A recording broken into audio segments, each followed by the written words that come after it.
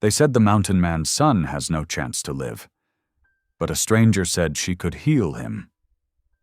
Out on a snowy frontier ridge, a worn-down father kneels beside his dying boy, the doctor's words echoing like a church bell at sundown. Then a lone rider appears at his door, a quiet healer with secrets in her saddlebag and a fire in her eyes. She says she's seen this sickness before, but the cure grows deep inside land ruled by violent raiders. Now the father must choose: let his boy slip away or follow a stranger into a valley no lawman dares cross. But as they ride through burned camps and old graves, a darker truth rises. Someone doesn't want them coming back with that cure. Someone is willing to betray, ambush, even kill to stop them. Why would a stranger risk everything to save a child she's never met? And when the storm closes in, will they reach the boy before his final breath runs out? Drop a comment below and share which part of the world you're tuning in from today. If you enjoy stories like this, don't forget to subscribe for more. Dale's boots crunched against the frozen ground as he made his way back to his homestead. The late afternoon sun cast long shadows across the Colorado mountains, and his breath came out in visible puffs in the crisp air. His trapline had yielded 3 rabbits and a fox, decent enough for a day's work. But something unsettling twisted in his gut. The clouds gathering overhead promised snow, and the air carried that sharp, metallic scent that often preceded a storm. The wind whipped at his coat as he approached the small log cabin that he and Isaac called home. Smoke should have been rising from the chimney. Isaac knew to keep the fire stoked on cold afternoons like this, but the chimney stood silent against the darkening sky, no welcoming curl of wood smoke to greet him. Dale quickened his pace, his heart beginning to pound. "Isaac," he called out as he reached the cabin door. No answer came from within. The door creaked open beneath his gloved hand, and the interior felt as cold as the mountain air outside. "Son?" Dale's voice cracked as his eyes adjusted to the dim light. There, crumpled beside the cold iron stove, lay Isaac's small form. The boy's face was ghost pale, his dark hair plastered to his forehead with sweat despite the chill. "No, no, no!"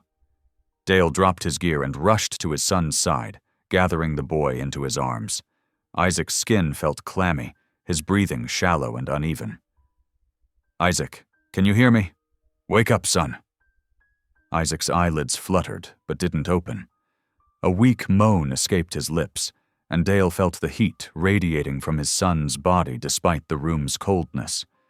With gentle urgency, Dale carried Isaac to his bed, his hands shaking as he wrapped the boy in every blanket they owned. Working quickly, Dale got the fire going again, the flames catching on the dry kindling and spreading to the larger logs. He heated water for broth, remembering how his late wife, Sarah, had always sworn by its healing properties. While the water boiled, he wrapped heated stones in cloth and tucked them around Isaac's feet and sides, praying they would help break whatever fever gripped his boy. "Here, son," Dale murmured, lifting Isaac's head to offer small sips of the warm broth. Most of it dribbled down the boy's chin, his body too weak to swallow properly. Dale's chest tightened with fear as he watched Isaac's labored breathing, the boy's usual bright spirit nowhere to be seen in his slack features. The sun was setting behind the mountains when Dale finally admitted that home remedies weren't enough. He couldn't lose Isaac, not his boy, not the last piece of Sarah he had left in this world. With careful movements, he bundled Isaac more securely in the blankets. "Hold on, son," Dale whispered, pressing a kiss to Isaac's burning forehead. "We're going to get you help." The ride into town was a nightmare of jostling trails and gathering darkness. Dale held Isaac close against his chest, trying to shield him from the worst of the bumpy journey. His horse's hooves thundered against the hard ground as they raced toward civilization, the sound echoing Dale's frantic heartbeat. The town doctor, Augustus Wheeler, was just finishing his supper when Dale pounded on his door. The older man took one look at Isaac's limp form and ushered them inside, his usual easygoing manner replaced by professional gravity. "Put him here," Dr. Wheeler directed, clearing off his examination table. The lamplight cast warm yellow light across Isaac's pale face as the doctor began his examination. Dale hovered nearby, his hands clenched into fists at his sides, watching every movement of the doctor's practiced fingers. The silence stretched thin as Dr. Wheeler listened to Isaac's chest, felt his glands, tested his reflexes. With each passing moment, the crease between the doctor's brows deepened, and Dale's hope withered a little more. Finally, Dr. Wheeler straightened up, his weathered face grave. "Dale," he began, his voice gentle but firm, "I wish I had better news for you." Dale's throat closed up. He wanted to stop the doctor from speaking, to prevent whatever words came next from becoming real. But he forced himself to ask, "What is it?" "Isaac's showing signs of a wasting illness," the doctor explained, his eyes full of sympathy. "His body's fighting hard, but—" He paused, choosing his words carefully. "Based on what I'm seeing, I don't expect him to last more than a few days." The words hit Dale like a physical blow. He gripped the edge of the examination table to keep himself upright, his knuckles white with tension. "There must be something," he managed to say. "Some medicine, some treatment." Dr. Wheeler shook his head slowly. "I've seen this before. It's beyond the reach of any remedies I know. I'm sorry, Dale." "Truly sorry." Dale looked down at Isaac's face, so young and vulnerable in the lamplight. The boy's chest rose and fell, with each labored breath, fighting for every moment of life. How could this be happening? Just yesterday, Isaac had been helping him check the trap lines, his clear voice carrying across the morning air as he asked endless questions about animal tracks and weather signs. "I'll give him something for the fever," Dr. Wheeler said quietly, moving to his medicine cabinet. "It won't cure him, but it might make him more comfortable." Dale barely heard him. His whole world had narrowed to the sound of Isaac's breathing, to the flutter of his son's pulse beneath his pale skin. He thought of Sarah, of holding her hand as she slipped away, bringing Isaac into the world. He'd promised her he'd protect their son, promised he'd give him a good life. 8 years wasn't enough. It wasn't nearly enough. The doctor helped him get Isaac settled in a bed in the back room of his office. "You're welcome to stay with him," Wheeler said, setting a lamp on the bedside table. "I'll be right next door if you need anything." Dale nodded numbly, pulling a chair close to Isaac's bedside. As the doctor's footsteps faded away, Dale reached out to take his son's small hand in his own. Isaac's fingers were so delicate, so perfect, the same long, graceful shape as Sarah's had been. The lamp flame flickered, casting dancing shadows on the wall. Outside, the wind picked up, whistling through the town's empty streets. Dale stared into the light, his mind racing between desperate prayer and bitter anger. He hadn't set foot in a church since Sarah died, hadn't been able to reconcile a loving God with the loss of his wife. Now, facing the possibility of losing Isaac too, he felt that old wound tear open anew. The night stretched on, marked only by Isaac's labored breathing and the steady tick of the doctor's clock. Dale refused to close his eyes, refused to miss a single moment with his son. He told himself stories of when Isaac was small, of teaching him to fish in the creek behind their cabin, of the way the boy's face lit up when he successfully built his first fire. Each memory was a knife in Dale's heart, a reminder of all the future moments they might never share. The lamp burned lower as midnight approached, its light growing dimmer but never going out completely. Dale sat in its glow, holding his son's hand, searching for answers in the shadows. Fear, the kind he couldn't name, the kind that went deeper than wolf tracks or storm clouds, settled into his bones. This wasn't a danger he could fight with his rifle or outsmart with his trapping skills.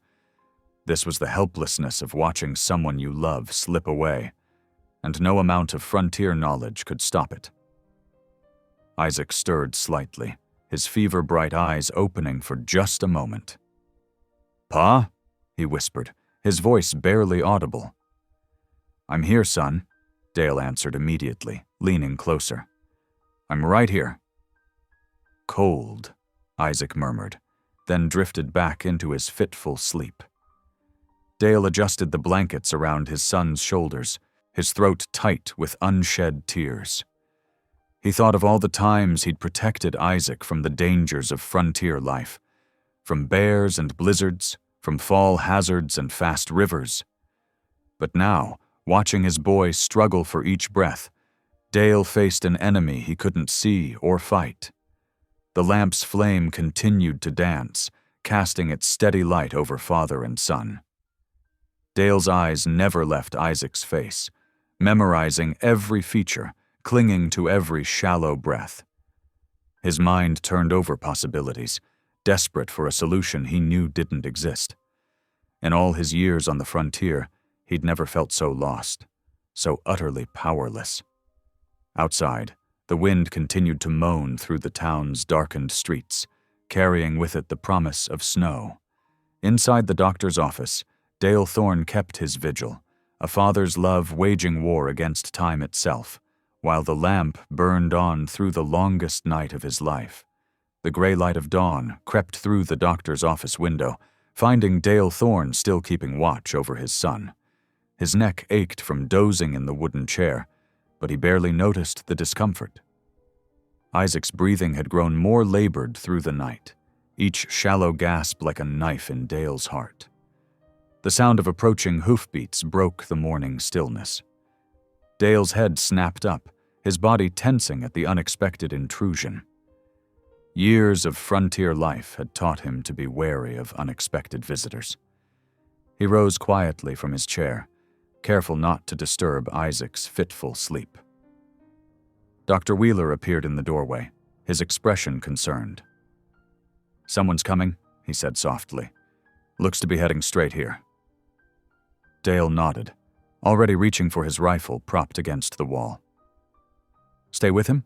he asked, glancing at Isaac. The doctor's answering nod was all he needed.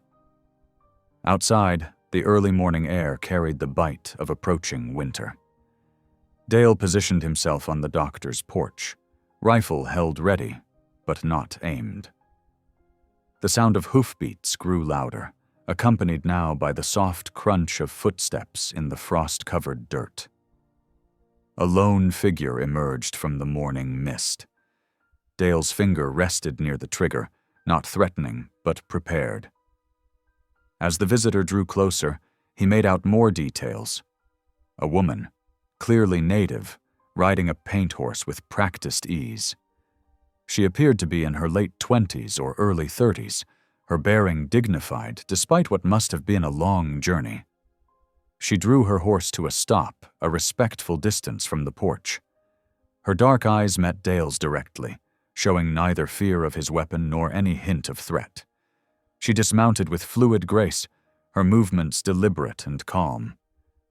"I am called Naomi," she said in clear English, her voice carrying a quiet authority. "I have traveled far, following a pull to this place."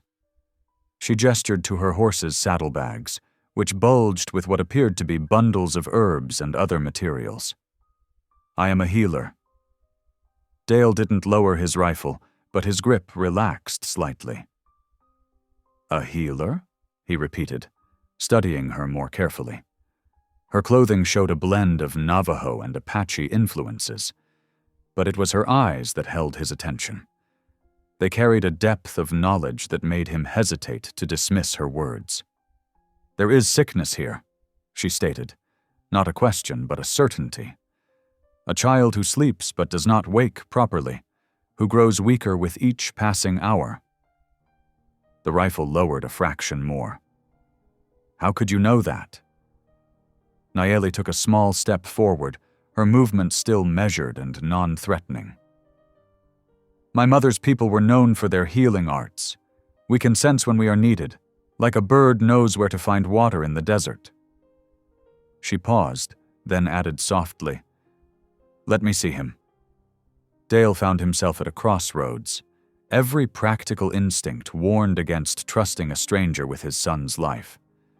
But Isaac was dying. The doctor's words echoed in his mind, leaving no room for pride or prejudice. He studied Nayeli's face again, looking for any sign of deception. "Please," she said simply. "Time grows short." The sincerity in her voice struck a chord deep within him. Dale lowered his rifle completely. "He's inside," he said, stepping aside to let her pass. Dr. Wheeler looked up in surprise as they entered, but something in Dale's expression kept him from protesting. Nayeli moved straight to Isaac's bedside, her attention focused entirely on the boy. She placed one hand on his forehead and the other over his heart, her eyes closing in concentration. "How long has he been like this?" she asked, her fingers moving to check his pulse in several places. "Found him yesterday afternoon," Dale answered, watching her every movement. "He was fine that morning, helping me check trap lines." Nayeli nodded as if confirming something. She gently opened one of Isaac's eyes, then examined his fingernails. The breathing pattern, the pulse, the way his eyes move beneath the lids, I have seen this before. My people called it ghost sleep. "Ghost sleep?" Dr. Wheeler echoed, skepticism clear in his voice. "I've never heard of such a thing." "Few have," Nayeli replied, her tone matter-of-fact rather than defensive.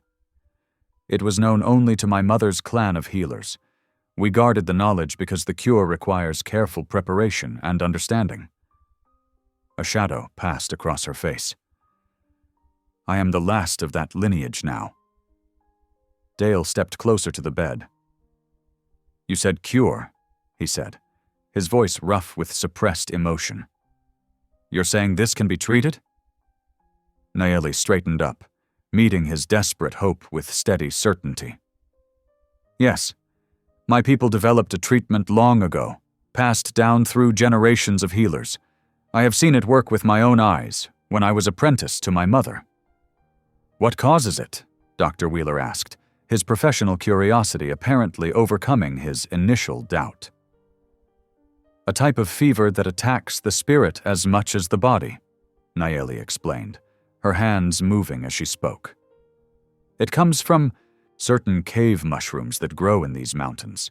Their spores can settle in the lungs, causing the sickness to take hold." She looked at Dale. "Has he been exploring any caves recently?"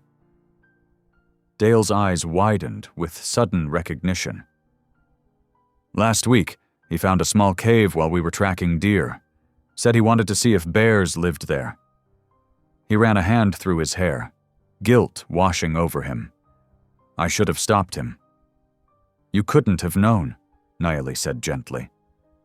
She turned to her saddlebags, which she had brought in with her, and began removing various bundles of dried plants and small pottery containers.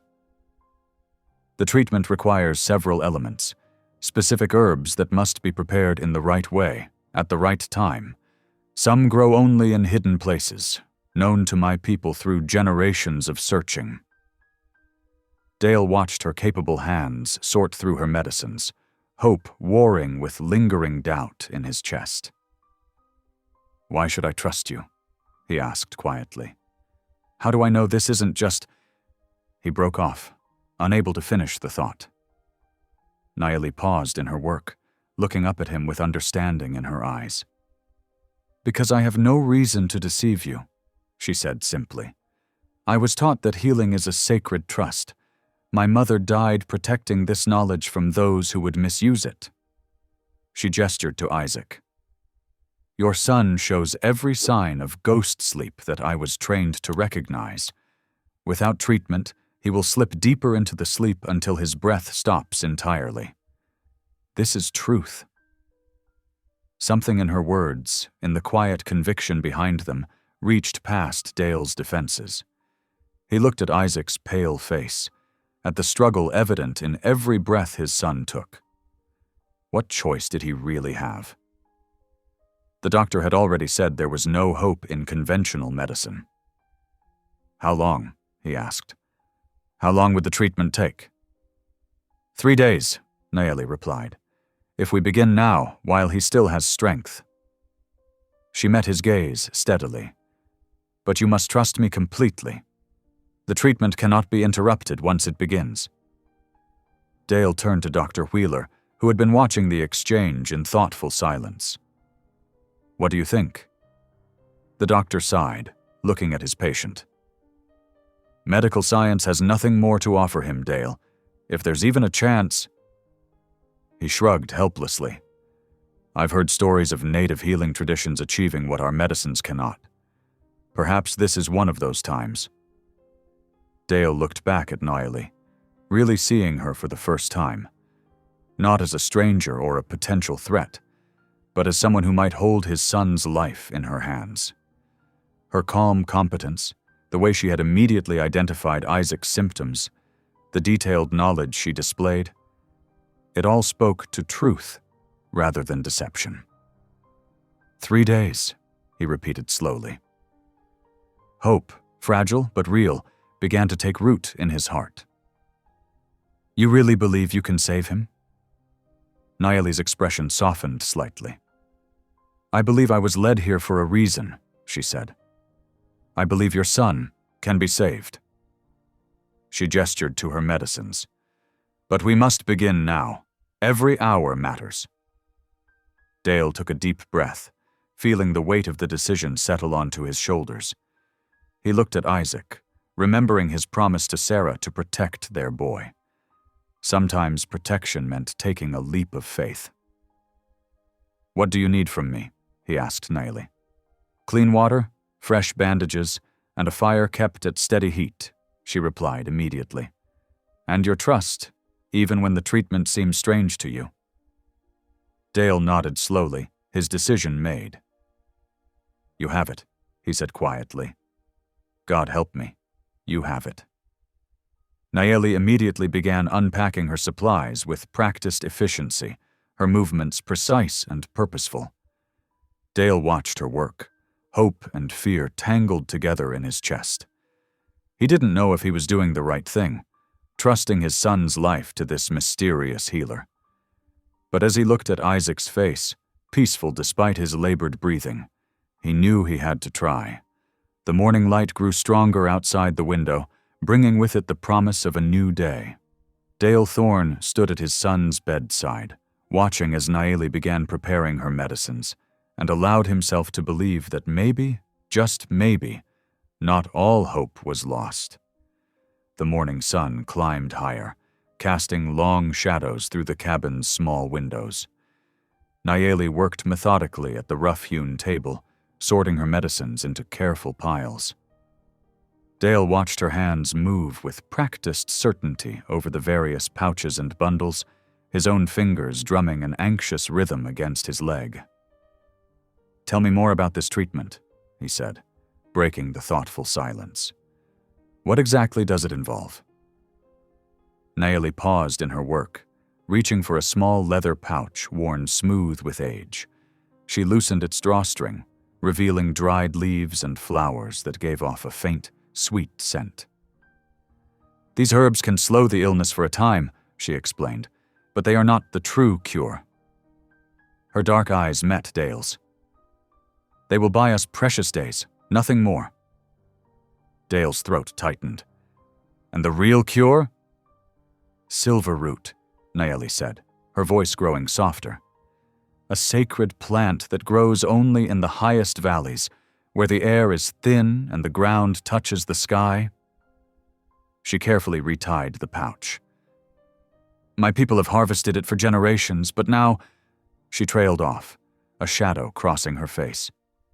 Now what? Nayeli's hands stilled completely. The valley where it grows is no longer safe. Raiders control those paths now, violent men who once… She drew a steadying breath. They murdered most of my mother's clan, believing we held secrets of invincibility in our medicines. They were wrong, but the killing didn't stop until nearly everyone was gone. Dale felt his stomach twist. He'd heard whispers about the raiders in these mountains, ruthless men who struck without warning and vanished like smoke. How long ago? 3 summers past, Nayeli replied. I survived only because I was gathering herbs, far from our camp when they came. Her voice remained steady, but Dale saw the grief in her eyes. My mother. She died protecting our knowledge, refusing to tell them what they wanted to know. A log shifted in the fireplace, sending sparks dancing upward. From the bed, Isaac's labored breathing seemed to grow louder in the silence that followed. We should prepare this first medicine, Nayeli said finally, indicating the leather pouch. It will help ease his breathing. Give us time to… She left the thought unfinished, but Dale understood. Time to decide whether they would risk the journey for Silverroot. Dale nodded, grateful for the immediate task. What do you need? Fresh water, brought to a gentle boil, she instructed, and clean cloths for compresses. They worked together quietly. Dale tended the fire and heated the water while Nayeli measured precise amounts of the dried herbs into a clay cup. The familiar motions of practical work helped steady his thoughts, though worry still gnawed at his edges. When the water was ready, Nayeli added it carefully to the herbs, letting them steep while she prepared the cloths. A subtle medicinal scent filled the cabin. Dale watched as she tested the temperature with one finger, then began soaking the first compress. Here, she said, handing it to him. Place this on his chest, just over his heart. Gently now. Dale did as instructed, noting how Isaac's breathing seemed to catch slightly at the touch, before settling into a slightly easier rhythm. Nayeli nodded in approval, preparing another compress for his forehead. The herbs will help clear his lungs, she explained, working efficiently. It will make him more comfortable, but… She hesitated. But it won't save him, Dale finished quietly. No. Nayeli's voice was gentle but firm. Without Silverroot, he has perhaps 3 days before the sleep takes him completely. She met Dale's gaze directly. I'm sorry. I wish I had better news. Dale closed his eyes briefly, the weight of it settling onto his shoulders. 3 days. The number echoed in his mind like a tolling bell. I need some air, he managed, his voice rough. Will you? I'll stay with him, Nayeli assured him. Take the time you need to think. Dale stepped outside into the crisp morning air, his boots crunching on the frost-covered ground. He began walking, no particular destination in mind, just needing to move. The familiar landscape of his homestead, the barn, the corral, the garden Sarah had started and he'd maintained in her memory, all seemed somehow different now, as if viewed through the lens of his son's mortality. 3 days. He could already see the slight improvement from Nayeli's temporary medicine. Isaac's breathing was less labored, his skin a shade less pale. But temporary was all it was. Without the Silverroot, Dale's feet carried him to the edge of his property, where the land began its steady climb toward the mountains. Those peaks held both salvation and danger. Raiders who had already proven their brutality, who had murdered an entire clan of healers in their quest for power. The smart choice would be to accept the inevitable, to spend these last days with his son, rather than risk leaving him to die alone, while his father attempted an impossible journey. But when had love ever been about the smart choice? Sarah's face floated in his memory, Her quiet strength, her unwavering faith that good would prevail if good people were willing to act. What would she say now, seeing him hesitate while their son's life hung in the balance? Dale turned back toward the cabin, his decision crystallizing with each step. He couldn't stand by and watch Isaac slip away, not while there was even the slimmest chance of saving him. The raiders might be deadly, the journey might be foolish, but doing nothing was no choice at all. When he re-entered the cabin, Nayeli looked up from where she was replacing one of Isaac's compresses. Something in Dale's expression must have told her what he'd decided, because she simply nodded. "Tell me about the route," Dale said, his voice quiet but determined. "What would it take to reach this valley?" Nayeli stood, wiping her hands on her skirt. 2 days hard riding to reach the raiders' territory, she said. Another half-day to the valley itself, if we're not detected. The silver root grows in specific places. I can guide us there. She paused. "But Dale, you should understand. Even if we reach it, even if we succeed in gathering what we need, the journey back will be just as dangerous. And 3 days is cutting it very close," Dale finished. "I know." He moved to Isaac's bedside, gently brushing the boy's dark hair back from his forehead. "But what other choice do we have?" "None," Nayeli agreed softly. "I'll need to prepare more of the temporary medicine before we leave, enough to keep him stable while we're gone." She began gathering supplies with renewed purpose. "Dr. Wheeler should stay with him. The medicine is simple to administer. I can show him how." Dale nodded, his mind already turning to practical matters. "I'll need to speak with my neighbor about checking on the livestock, and we'll need supplies for the journey." He glanced at Nayeli. "How soon can we leave?" "First light tomorrow," she replied. "Any sooner would be reckless. We need proper rest and preparation if we're to have any chance of success." She paused in her work, meeting his gaze directly. "Dale, are you certain about this? The raiders, they show no mercy to those who enter their territory." Dale looked at his son's face, peaceful despite everything. "I'm certain," he said quietly. "Whether it's smart or foolish doesn't matter anymore. He's my boy. I have to try." Nayeli nodded, understanding in her eyes. Without another word, they began their preparations, gathering supplies, checking weapons, plotting their route. The afternoon sun slanted through the windows as they worked, casting long shadows across Isaac's bed. Time was already slipping away, but with each passing moment, Dale's resolve only grew stronger. He had no illusions about the dangers ahead. The raiders had already proven their capacity for violence, and the mountains themselves were treacherous enough without human enemies to contend with. But as he watched Nayeli prepare another batch of medicine for his son, her movements precise and confident, he felt something he hadn't expected. Hope. It was fragile, this hope, like the first spring shoot pushing through snow. But it was there, and for now, it was enough to begin.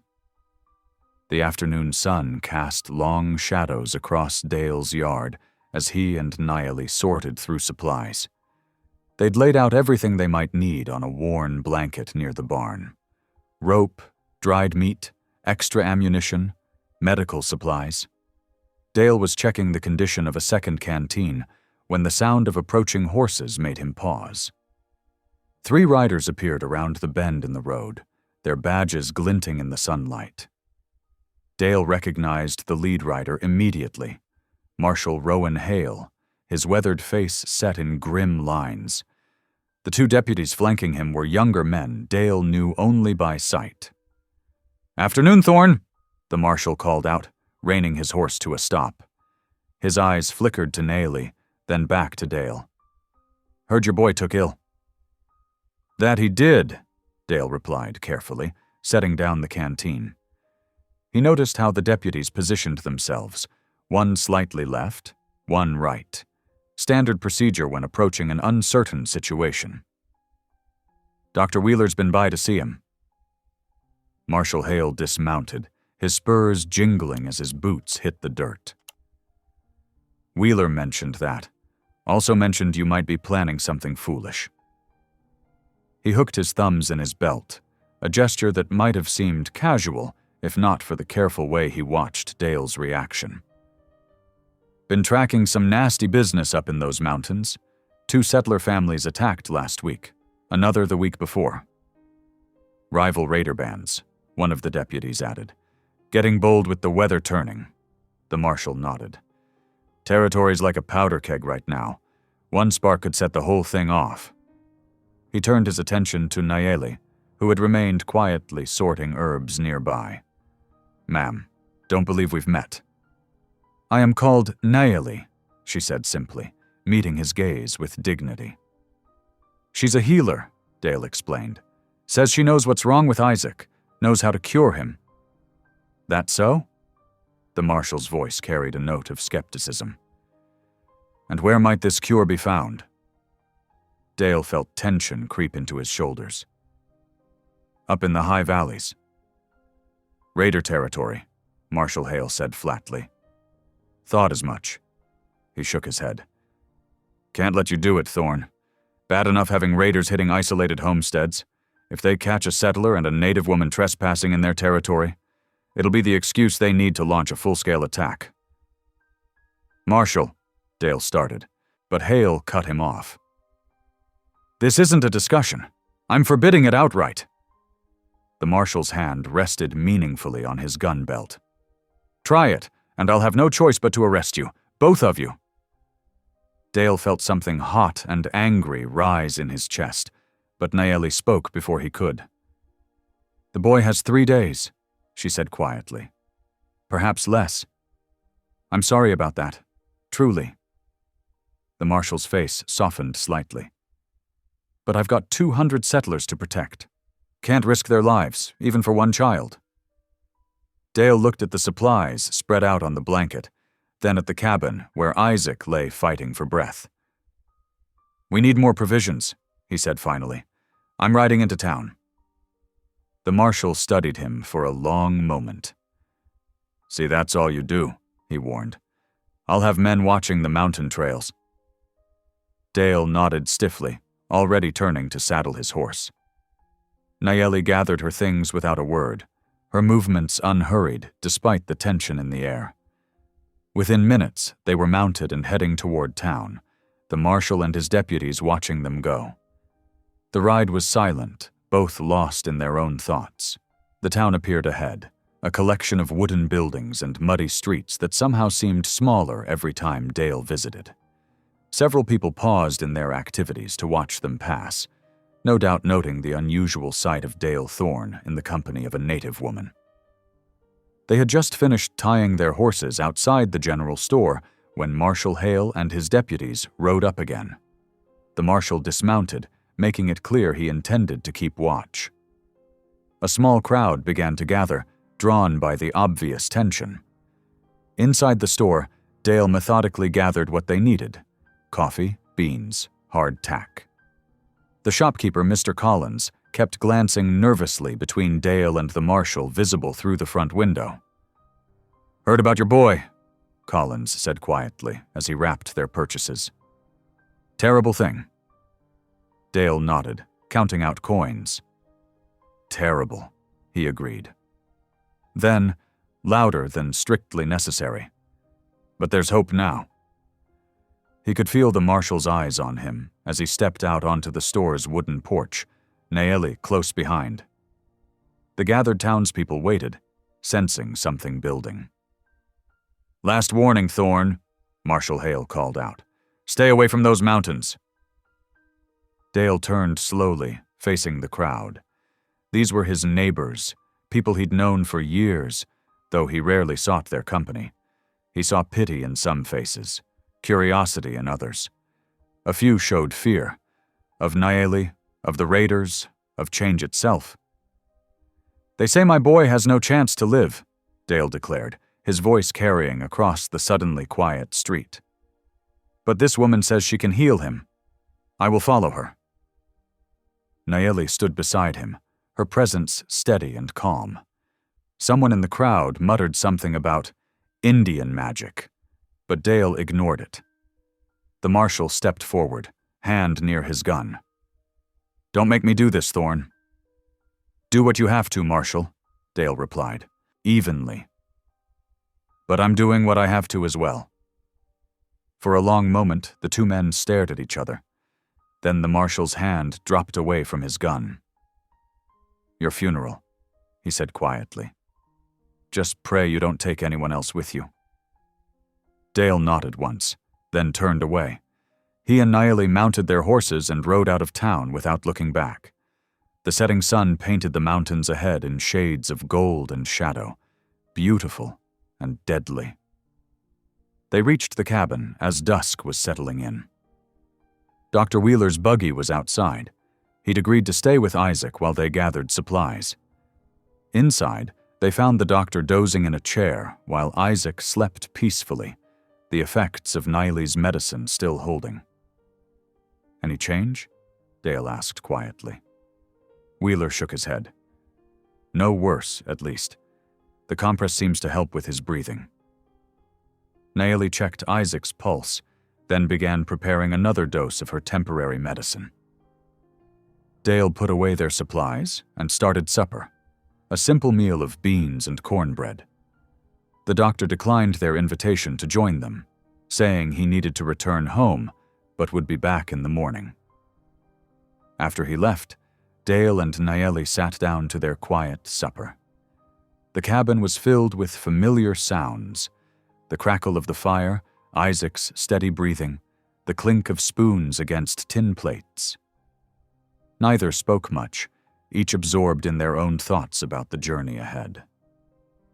Dale found himself studying Nayeli as she ate, noting the careful way she did everything, the quiet strength in her movements. He wondered what it had cost her to come here, to risk helping strangers, when she'd already lost so much to violence. "Thank you," he said suddenly, "for staying, even with the marshal's threats." Nayeli looked up from her plate. "I made a promise," she said simply, "to my mother before she died, to heal where I can." She glanced at Isaac's sleeping form. "Your son can be helped. That is what matters." Dale nodded, understanding more than he could say. They finished their meal in companionable silence, then began final preparations for the journey ahead. Outside, the first stars appeared in the darkening sky, while somewhere in the distance, a coyote called out to its pack. First light would come soon enough. For now, they gathered their strength and their courage, each in their own way, as the night settled deep around the little cabin. Dawn painted the Colorado sky in soft brush strokes of pink and gold as Dale stood by Isaac's bedside. The boy's breathing remained steady, though his skin felt cool to the touch. Dale bent down and pressed his lips to his son's forehead, lingering for a moment. "I'll be back soon as I can, son," he whispered. "You hold on now." Isaac stirred slightly, but didn't wake. The medicine Nayeli had given him the previous evening kept him in a peaceful sleep, which Dale reckoned was better than seeing his father leave. Outside, frost sparkled on the grass, and the horse's breath came out in white puffs. Nayeli worked efficiently, grinding herbs with a stone mortar while explaining their use to Mrs. Halpern. The older woman listened intently, her weathered hands folded in her apron. "2 spoonfuls in warm water, morning and night," Nayeli instructed, transferring the powder into a cloth pouch. "More if his breathing grows troubled." Mrs. Halpern nodded, tucking the medicine carefully into her pocket. "I'll check on him twice each day, Dale, morning and evening regular, and any time between if needed." She squared her shoulders. "Don't you fret about things here. The Lord and I will keep watch." "Much obliged," Dale said quietly. He trusted Mrs. Halpern more than most. She'd helped birth Isaac, stayed with them through Sarah's passing, brought food during that dark first month after. If anyone could tend his boy proper, it would be her. Nayeli moved to Isaac's bedside, her steps silent on the wooden floor. She placed her hand on his chest, counting breaths, then prepared a fresh dose of the slowing brew. Dale watched as she helped Isaac drink, murmuring soft words in her native tongue. "What did you say to him?" Dale asked when she finished. "That his father walks with courage," she replied simply, "and that he must do the same." They mounted up as the sun cleared the eastern ridge. Dale's bay gelding stamped impatiently while Nayeli's paint stood quiet, already sensing the need for stealth. They'd packed light, only what they could carry on their horses without slowing them down. Instead of taking the main trail south, Nayeli led them along the foothills, keeping to the shadows of pine and scrub oak. The morning air bit cold and sharp, carrying the scent of snow from the high country. Dale recognized her strategy. Staying off the obvious paths would help them avoid the marshal's men, who'd likely be watching the established routes. They rode in companionable silence, both scanning the landscape ahead. By late morning, they approached a narrow pass that would take them deeper into raider territory. The trail squeezed between towering rock walls, barely wide enough for two horses to ride abreast. "Wait," Nayeli said softly, raising her hand. She dismounted and studied the ground, moving with practiced care. Dale followed, leading his horse. The pass held dark stories. A wagon wheel lay splintered against the rocks, its iron rim twisted. Tools scattered the ground. A rusted axe head, broken saw blade, the remains of a chest with its lock shot away. Dale's jaw tightened at the sight of dark stains on the stone. "Recent?" he asked. Nayeli shook her head. 3 weeks, maybe 4. Rain has washed much away." She pointed to subtle marks in the earth. "But see here, they still watch this place." Dale saw what she meant. Fresh horse tracks, partially concealed by scattered leaves. Someone had passed through not long ago, taking care to hide their presence. They led their horses through the pass, moving as quietly as possible. Every shadow seemed to hold threat, every loose stone a potential signal to unseen watchers. Dale kept his rifle ready, though he knew if raiders truly wanted to ambush them here, they'd have little chance. The pass opened onto a wide valley, where patches of early snow dotted the north-facing slopes. They found a sheltered spot near a stand of aspens to rest the horses and eat a cold lunch. Dale gathered dry wood, while Nayeli built a small fire, keeping the smoke minimal. As they shared jerky and hard bread, Nayeli began teaching Dale the subtle signs her people used to mark their passing, or warn of danger. She showed him how 3 pebbles stacked meant friends had passed, while a single stone set on edge warned of enemies. She demonstrated different bird calls, explaining their meanings. "The jay's cry 3 times means danger ahead," she said. 2 quick whistles like a sparrow says all clear. She smiled slightly at his concentrated expression. "Your people watch the ground too little and the horizon too much." "Reckon you're right about that," Dale admitted. He'd always considered himself a fair tracker, but Nayeli's knowledge went deeper, reading stories in details he'd have missed. They continued south through the afternoon, the terrain growing rougher. The horses picked their way carefully over rocky ground, while Dale and Nayeli stayed alert for signs of raiders. Twice they changed course to avoid fresh tracks, adding miles to their journey but maintaining their safety. As evening approached, they found a decent camping spot near a frozen creek. A natural hollow in the rocks offered shelter from the wind and would hide their fire from casual observation. Dale tended to the horses while Nayeli gathered wood, moving with the same quiet efficiency she showed in everything. The temperature dropped quickly after sunset. They sat close to their small fire, sharing a meal of beans and coffee. The flames cast dancing shadows on the rock wall behind them, while stars began appearing in the darkening sky. Dale found himself studying Nayeli's face in the firelight. She had a stillness about her that reminded him of mountain pools, deep waters that held mysteries beneath their surface. He wanted to ask about her clan, about what had happened to leave her its sole survivor, but something in her manner told him to wait. As if sensing his thoughts, she spoke softly. "You wish to know more about my people?" "If you're willing to tell," Dale said carefully. Nayeli added a small stick to the fire, watching it catch. "I will share those stories," she said finally. "But not yet. The land is too restless here. Too many spirits of anger and pain walk these valleys." She looked up at him.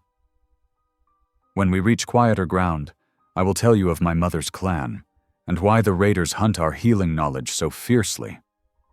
Dale nodded, understanding. Some stories needed the right time and place for their telling.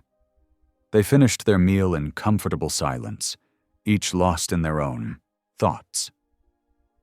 As they prepared for sleep, taking turns at watch, wolves began singing in the distance. Their voices echoed off the valley walls, wild and mournful, yet somehow comforting in their ancient familiarity. The fire burned low, its red coals reflecting in the frozen creek like fallen stars. Dale took first watch, wrapped in his blanket against the cold.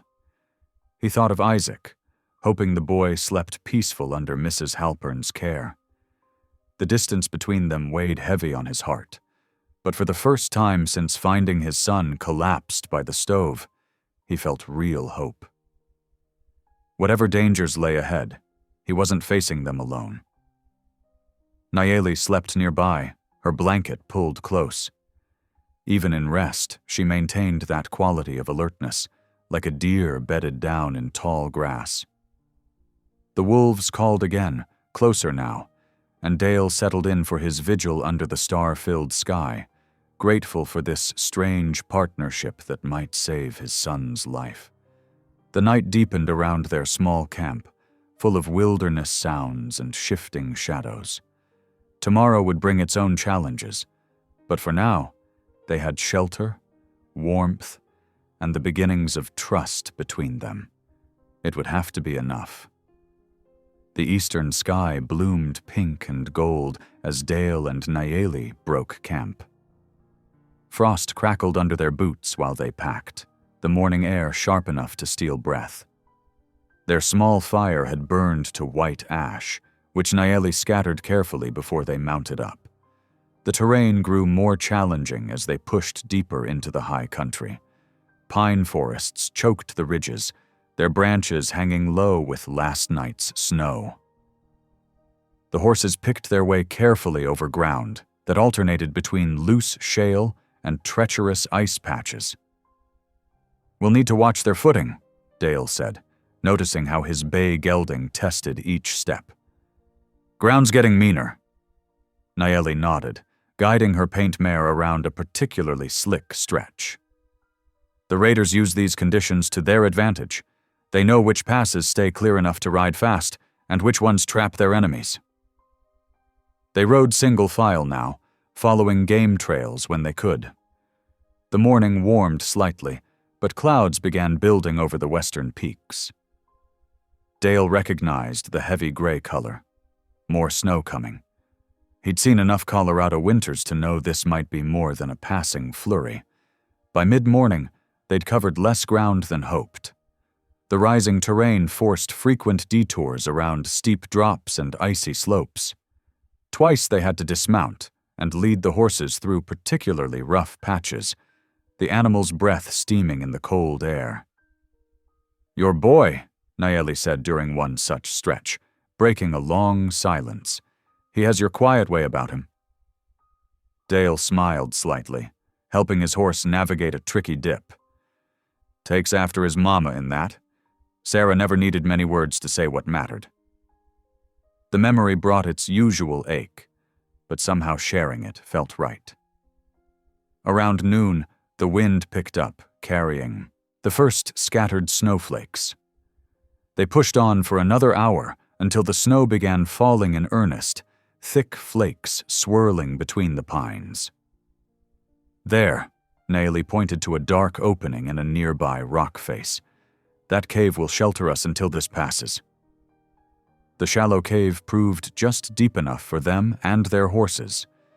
Dale gathered wood while they could still find dry pieces, and Naeli soon had a small fire going near the entrance. The flames cast dancing shadows on the rock walls while the snow fell in white sheets outside. They shared a simple meal of jerky and dried fruit, watching the storm through the cave mouth. The horses stood close together near the back, grateful for the break from the treacherous ground. "My mother knew they would come eventually," Naeli said suddenly, her voice soft but clear above the wind's low moan. She stared into the fire, fingers wrapped around a tin cup of coffee. The raiders had heard stories of our healing knowledge, twisted them into tales of magic that could make warriors invincible. Dale stayed quiet, sensing she needed to tell this story in her own way. The fire popped, sending sparks dancing upward. "We were not many to begin with, just a few families keeping the old wisdom. My mother was one of the most skilled, teaching me since I could walk." Naeli's face softened at the memory. She knew every plant that grew in the high places, every root and seed that could heal or harm. But more than that, she understood the spirit of healing itself, how it requires both knowledge and compassion. She paused, taking a slow breath. "The raiders came at dawn. They wanted our secrets, demanded we teach them how to make their warriors untouchable by bullets or blades. When we refused..." Her voice trailed off, but her meaning was clear. "I'm sorry," Dale said quietly. The words felt inadequate, but they were all he had. Naeli nodded slightly. "I was gathering herbs in the high meadows when it happened. By the time I returned..." She squared her shoulders, continuing with quiet strength. "My mother was waiting for me, though life was leaving her. She gave me final instructions, to heal where I could, to protect the knowledge, but never to let bitterness poison my heart." The snow continued falling outside their shelter, muffling all other sounds. Dale thought about courage, about the strength it took to choose healing over hatred. "Since Isaac's mama died," he said slowly, "I felt like God turned his back on us." The admission felt both painful and freeing. Sarah was everything good and true in my life. Watching her slip away while bringing our boy into the world... He shook his head. "Broke something in me, in my faith." "Yet you still pray," Naeli observed gently. Dale looked at her, surprised. "How did you know?" "I've seen you at night, when you think I'm sleeping. You whisper to the stars." She smiled slightly. "Prayer doesn't require perfect faith, only an open heart, like healing." "Reckon I'm not so good at either anymore," Dale admitted. "You rode out against the marshal's orders to save your son," Naeli said. "You trusted a stranger who appeared in your yard. That takes both courage and faith, whether you name it so or not." They fell quiet then, watching the fire and listening to the storm. Dale thought about what she'd said, about how healing didn't demand perfect belief, only the willingness to try, to hope. Maybe faith worked the same way. The snow began letting up as the afternoon waned. They waited until the squall passed completely before leading their horses back into the open. The world had transformed while they waited. Every branch and rock wore a fresh coat of white, making the familiar landscape strange and new. They covered a few more miles before full dark, making camp in a protected hollow. The clouds had cleared, leaving the sky a deep purple dome studded with stars. A full moon rose over the eastern ridge, turning the snow-covered ground to silver. Dale finished checking the horses while Naeli got their fire started. The night air held that special stillness that comes after snow, where every small sound seems to carry extra meaning. He found himself studying the moon's bright face, thinking about faith and healing, about the strange paths that brought people together. When he returned to the fire, Nayeli handed him a cup of coffee. They sat in comfortable silence, each changed by the truths they'd shared in the storm's shelter. The moon climbed higher, casting their shadows long across the snow, while the fire crackled softly between them. Dale thought about his son, waiting in the valley below, about Sarah watching from whatever bright country held her now, about the woman beside him, carrying her mother's final wisdom with such quiet grace. The night deepened around them, full of peace and possibility. Morning light crept over the eastern ridges, turning frost-covered pines to glittering spears. Dale rolled up his bedroll, his breath making clouds in the crisp air. The temperature had dropped sharply overnight, leaving their water skins partially frozen and the horses' manes rimed with ice. "Clear day for climbing," he said, checking the cinch on his saddle. The bay gelding shifted, eager to move and warm up. Nayeli nodded, already mounted on her paint mare. "The high country will be cold, but we can see far in this weather." She pointed toward a distant peak. "The valley we seek lies beyond that ridge." They set out as the sun cleared the mountains, following game trails when possible.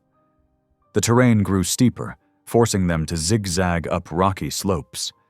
Pine needles crunched under the horses' hooves, and occasional patches of snow made the going treacherous. "Watch that shelf," Nayeli called back, guiding her mare around a particularly steep drop-off. "The rock's loose there." Dale kept his eyes on the trail, trusting his horse's sure-footedness.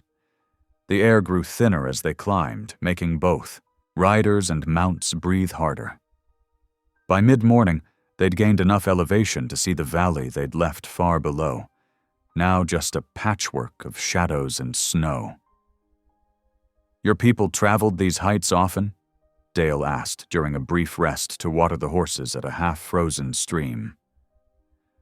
"In the warmer months, yes." Nayeli surveyed the surrounding peaks. "The high places hold many of our strongest medicines. My mother taught me to read the land's signs, which slopes catch the most sun, where the snow melts first in spring." She smiled slightly. "The mountains keep their secrets, but they share them with those who learn to listen." They continued climbing through the late morning. The sun had reached its peak when Nayeli reined her horse to a stop near a rocky ledge. Dale pulled up beside her, taking in the view. A small valley spread below them, hemmed in by steep walls of granite. "There," Nayeli said softly, pointing to a patch of pale green clinging to the cliff face. "Silverroot seedlings." Dale squinted at the delicate leaves. "You can tell from here?" "Nothing else grows quite that color at this height." She was already dismounting, reaching for her gathering bag. "The young plants aren't as potent as the mature ones, but they can help." They secured the horses and made their way carefully along the narrow ledge. The drop to their right plunged several hundred feet, but the footing was solid enough if they stayed close to the wall. Nayeli moved with practiced grace, her moccasins finding purchase on the smallest outcrops. When they reached the plants, Dale saw they were smaller than he'd imagined. Delicate things with silvery green leaves and thin, pale roots that burrowed into cracks in the rock. Nayeli knelt beside them, murmuring something in her own language before beginning to harvest. "We must leave enough to regrow," she explained, carefully lifting only the largest plants. "The roots are what we need most, but the leaves have power too." Dale helped where he could, following her instructions on how to ease the roots free without breaking them. The work was slow and precise, requiring patience he didn't know he had. But thoughts of Isaac kept his hands steady. After an hour, they had gathered perhaps a handful of the precious plants. Nayeli wrapped them carefully in a soft hide, then tucked them into her medicine pouch. "Is it enough?" Dale asked, trying to keep the worry from his voice. "For a partial cure, yes?" She secured the pouch at her belt. "It will slow the illness further, give us more time, but we still need the mature plants from the main valley." They made their way back to the horses and continued along the ridgeline. The afternoon sun cast long shadows across the snow-patched ground, and the wind carried a bite that spoke of coming weather. Dale found himself studying the sky, reading the clouds as his father had taught him. "Storm coming?" Nayeli asked, noting his concern. "Not tonight," he answered. "But tomorrow, maybe. Air feels unsettled." They rode on, following Nayeli's memory of the land. The horses picked their way through increasingly rough terrain, around tumbled boulders and across shallow mountain streams. Late afternoon found them traversing a narrow pass between two peaks. "The hunting camp lies just ahead," Nayeli said as they emerged from the pass. "My people used it in summer, when the healing plants were ready for gathering." The camp came into view as they rounded a bend, a natural hollow protected by overhanging rock, with a half-collapsed lean-to still standing against one wall. Old fire rings marked the ground, and Dale could make out the remains of drying racks, now weathered to bare poles. Something in Nayeli's posture changed as they approached, a stillness that spoke of deep memory. She dismounted slowly, touching the rocky wall with gentle fingers. "The last time I was here," she said quietly, "my mother was teaching me the songs for gathering silverroot. She said the plants listen for the old words, remember who has treated them with respect." Dale stayed quiet, sensing the sacred nature of the moment. The air itself seemed to hold its breath, as if the mountain remembered too. They made camp near the old lean-to, gathering fallen wood for a fire while there was still light. The horses settled gratefully in a sheltered corner, and soon the smell of roasting venison filled the air. Dale had packed dried meat from home, and Nayeli added wild herbs she'd gathered along the way. "Tomorrow we enter the main valley," she said as they ate. "The largest silverroot fields grow on the western slopes, where the afternoon sun warms the ground." She drew a rough map in the dirt with a stick. "But the raiders often camp here, near the valley's mouth. We'll need to be careful." Dale studied the crude map, committing it to memory. "How long to gather what we need?" "If we're not disturbed, perhaps an hour?" She erased the map with her foot. "The plants grow close together there, unlike the seedlings we found today." They finished their meal in companionable silence. The fire crackled softly, sending sparks up to join the emerging stars. Dale found his thoughts drifting to Isaac, imagining his son's smile, his laugh. The boy had always been quick to find joy, even after losing his mother so young. "You're thinking of him," Nayeli observed. Dale nodded. "Remembering how he used to laugh at everything. Chickens scratching in the yard, the way our old dog snores." He poked at the fire with a stick. "Been too long since I heard that laugh." "You will hear it again," Nayeli said with quiet certainty. "The silverroot we found today is already a sign of hope. Tomorrow we find more." Dale wanted to believe her. The small bundle of plants they'd gathered seemed such a fragile thing to pin hope on. But he'd seen how surely she read the land, how confidently she worked with the healing herbs. For the first time since Isaac fell ill, he allowed himself to imagine a future, his boy running again, strong and well, his laughter echoing off the cabin walls. The night deepened around their small camp. Stars wheeled overhead, bright and cold in the mountain air. Dale added wood to the fire, watching shadows dance across the ancient rock walls. This place had sheltered healers for generations, he realized. Perhaps it would shelter them too, keep them safe through the night. If he'd known what approached in the darkness beyond their firelight, he might not have let his guard down so easily. But for now, hope burned brighter than caution, warming him like the flames before him. Nayeli hummed softly, a melody old as the mountains themselves, while she prepared her medicines for tomorrow's gathering. The horses dozed in their corner, and night birds called from the shadows. Dale leaned back against his saddle, letting himself believe, just for this moment, that everything would be all right. Dawn painted the mountain peaks in pale gold when Dale stirred from his bedroll. Frost glittered on the ground around their camp, and his breath formed clouds in the crisp morning air. The remains of last night's fire held just enough heat to rekindle with fresh kindling. Dale worked quietly, letting Nayeli sleep a bit longer after her late watch. He set coffee to boil in the battered pot, the familiar routine bringing comfort despite their dangerous situation. The horses nickered softly from their sheltered spot, steam rising from their flanks in the cold. A sound caught his attention, the scrape of boots on rock, followed by labored breathing. Dale's hand moved to his rifle, but he didn't raise it yet. The shuffling grew closer. A man stumbled into their clearing, his clothes torn and frozen stiff. His face was weathered, beard frosted, and he could barely keep his feet. When he saw Dale, he raised trembling hands. "Help," the stranger croaked. "Please, raiders." Dale kept his distance but lowered his rifle slightly. "Who are you?" "Evan Broder." The man's teeth chattered. "Used to scout for Marshal Hale." He swayed dangerously. "Raiders jumped me 2 days ago. Been walking. So cold." The sound had woken Nayeli. She stood now near their supplies, watching the exchange with careful eyes. Dale studied the man's face, trying to recall if he'd seen him in town.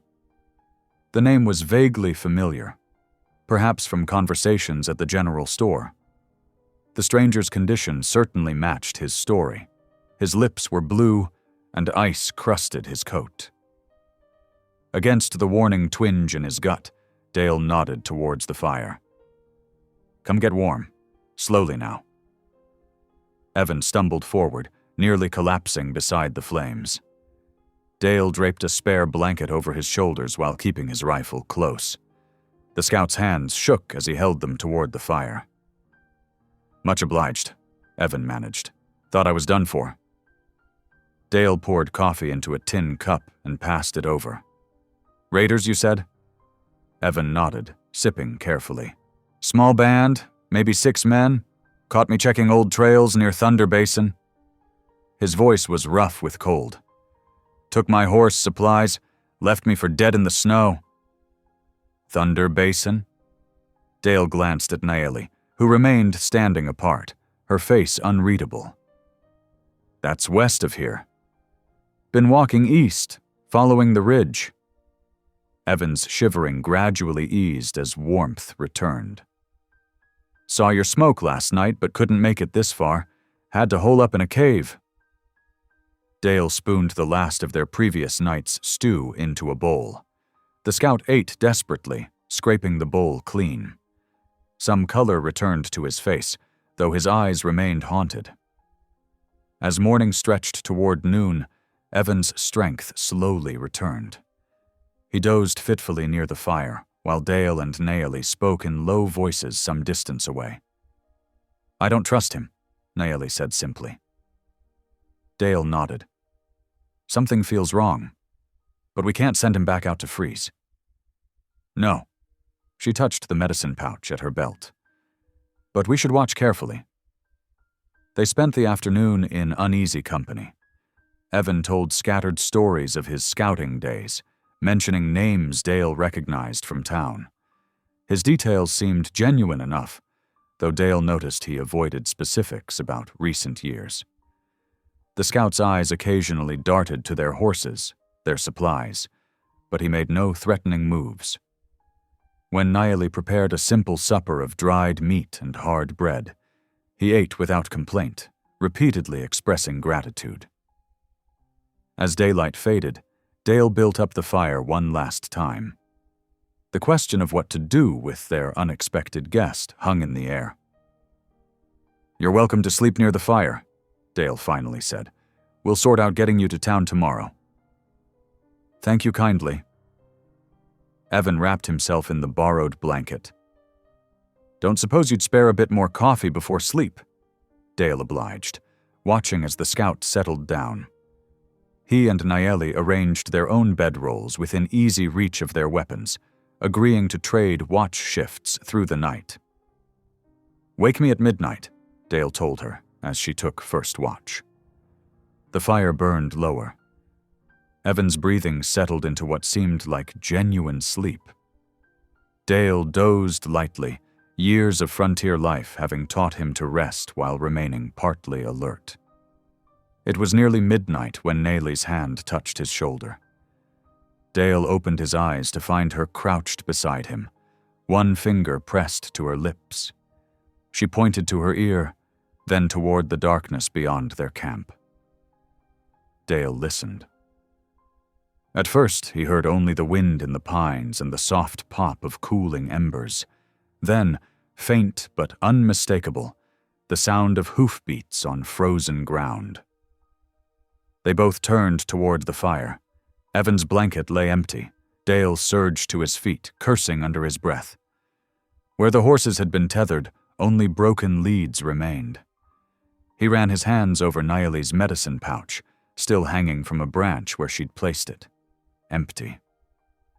"The silver root," Naeli whispered. "He's taken it all."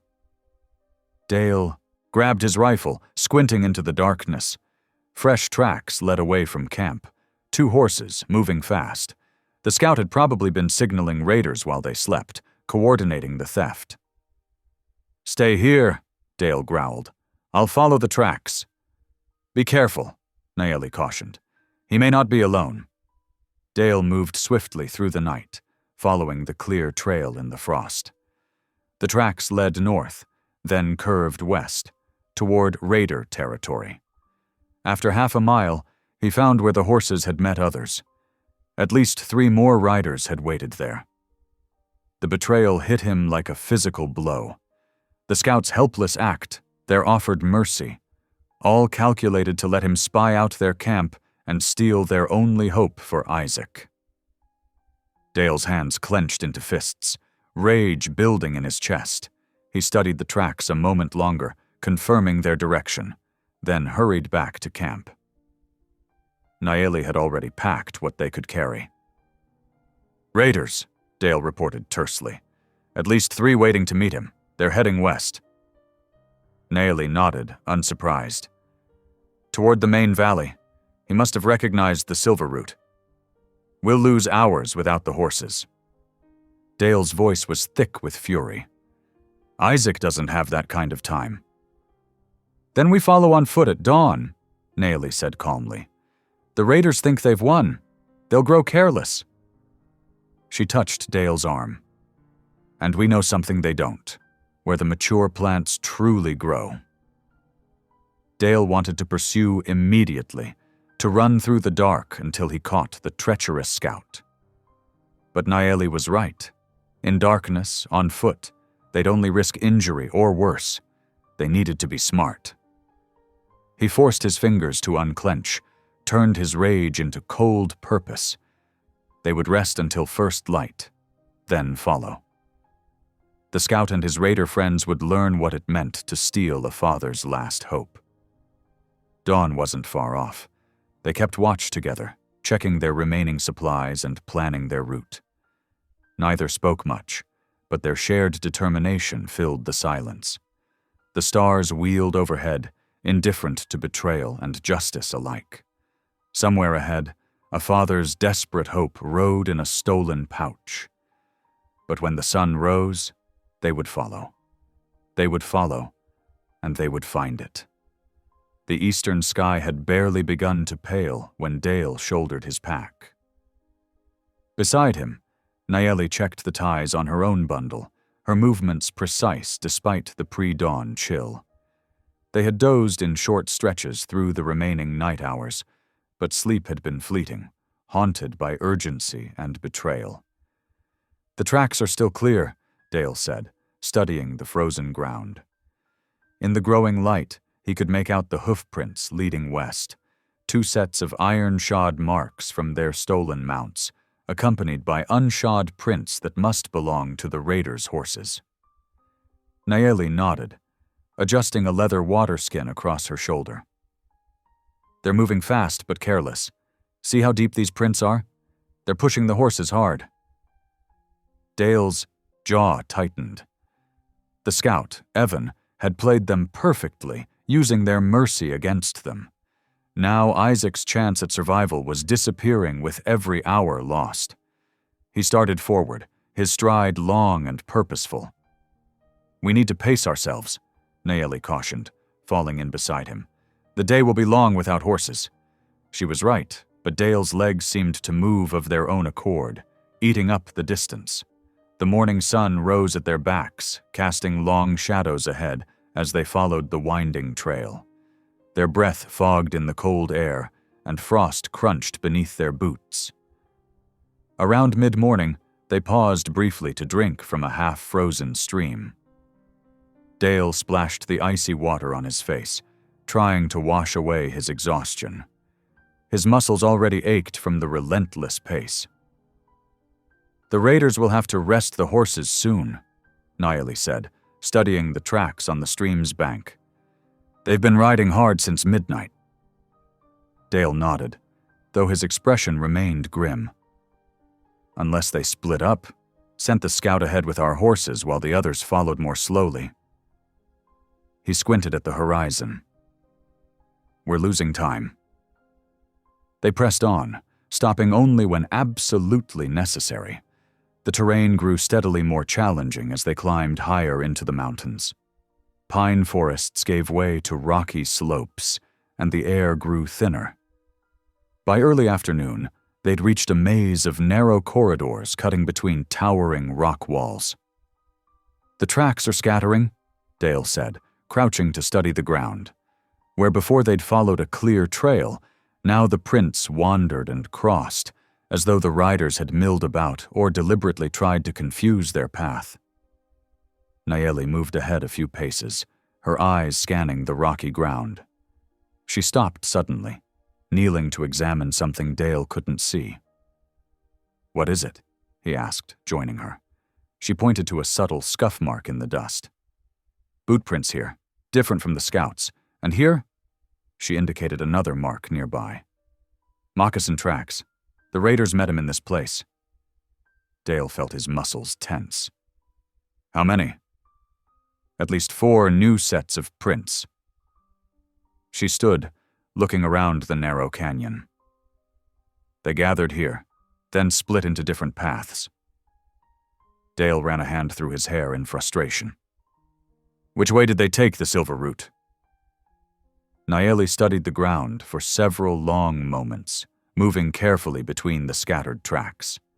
Finally, she pointed to a western corridor. "This way. See how the horses' prints are deeper here? They're carrying more weight. Our supplies, probably." They followed the new trail, though progress became slower as they picked their way through the rocky terrain. The sun moved steadily westward, and shadows began to lengthen in the narrow passages. Dale's legs felt like lead, but he forced himself to keep moving. Every hour lost was an hour closer to losing Isaac. The ravine they followed grew steadily deeper, its walls rising higher on either side. Wind whispered between the rocks, creating odd echoes that made Dale's neck prickle with unease. He found himself checking the cliff edges more frequently, not liking how exposed they were. Nayeli seemed to share his concern. "We should find another route," she said quietly. "This place feels wrong." Before Dale could respond, a pebble clattered down from above. He looked up sharply, just catching a glimpse of movement along the rim. a shadow ducking back from view. "Down!" he shouted, shoving Nayeli toward a boulder as figures appeared along both edges of the ravine. The sharp crack of a rifle split the air, and stone chips exploded near Dale's head. He yanked his rifle up, trying to draw a bead on the shadows above, but they kept moving, making it impossible to get a clear shot. More rocks rained down as raiders scrambled along the cliff edges. "We need to get out of this trap," Dale called to Nayeli. She had pressed herself against the canyon wall, her eyes darting between their attackers. "There's an opening ahead," she called back. "If we can reach it." A war cry echoed off the stone walls. Dale spun to see more raiders appearing at both ends of the ravine, cutting off their escape. They'd walked right into the ambush. "Nayeli, run!" Dale shouted, raising his rifle towards the nearest attacker.